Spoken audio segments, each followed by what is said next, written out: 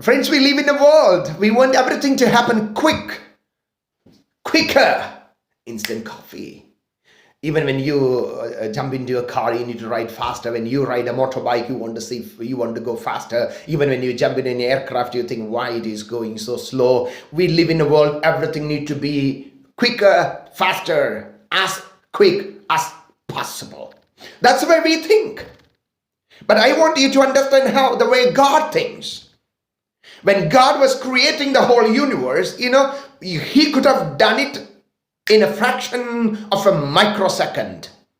All what he has in his brain, he could have bring it into pass by a single word or by just an imagination, for he's God, amazing Father. But when you look at the book of Genesis, as a model for you and me, what God has done, he took 7 days to create all these things. 7th day he took rest. 6 days of creation and 1 day to rest, as a model for any person to understand. He took time to create the world. Everything in its own place, in its own time. We want to see things happen instant, but God says, when you look at Psalms 37 again, verse number 7, be still before the Lord and wait patiently for him. Sometimes when I pray, I think, oh God, would you please do these things today? How long, Lord, I need to wait? Even when we started this ministry, when I was moving from Bangalore, there was a prophetical voice says 7 years of crisis. I said no to it. God, I don't want to go through those 7 years of difficult moments. But the Lord led me through those 7 years, which I couldn't even understand. 7 years of starvation, problems, not having the things we need, the basic things, a place to sleep or food to eat. My friends who were with me those days can understand how strugglesome those periods were. Friends, God says, be still before me. Or when you look at Psalm number 46, verse number 10 says, be still and know that I am God. You know what we do? We pray. We don't have time to wait. We find shortcuts. As I read it in an advertisement, a shortcut can cut short your life.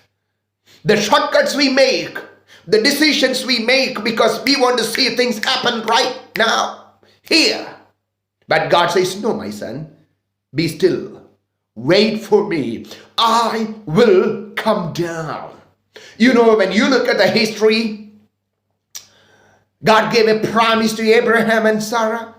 As you know, they waited and waited for many years that they thought, no, God, now a time passed. It's not possible. They rationalized God's promises and tried to do the things based on their thinking, and things came to a bitter end. Sometimes we run ahead of God. We try to do the things in our own ways. I want to promise you, when you wait, God will make things perfect in your life. His ways are perfect. He does things in a better way which we don't understand. May you and I, even in the ministry, we feel things are not happening. In the family, things are not happening. I urge you to wait for God. Let him be God. Let him do the things for you and me in accordance with his time. His timing is perfect. God who promised is a faithful God.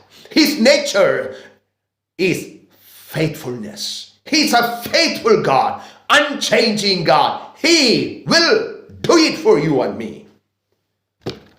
Friends, don't evaluate your life and your effectiveness based on the scales of the world, the measurements of the world. Your effectiveness, influence, and success cannot be measured based on the world's standards, for we don't work for any systems of the world. We work for the systems of heaven, for the heavenly kingdom. If that's what you and I do, it is God who measures your success. If that's the bottom line, why don't we wait for him? Let him do the things. Be still before him. In front of the big mountains you and I face, maybe put our hope in him. Be still. Even in times of quarantine and this virus epidemic as it is spreading, I want to encourage you. As we are in self-isolation, may this be the days we say, God, I am waiting for your visitation. I need to see your visitation in me. I need to see your work. I need to see your hand. I am just waiting. Will you be the one who wait for God? That is the basics for Christian life. God bless you.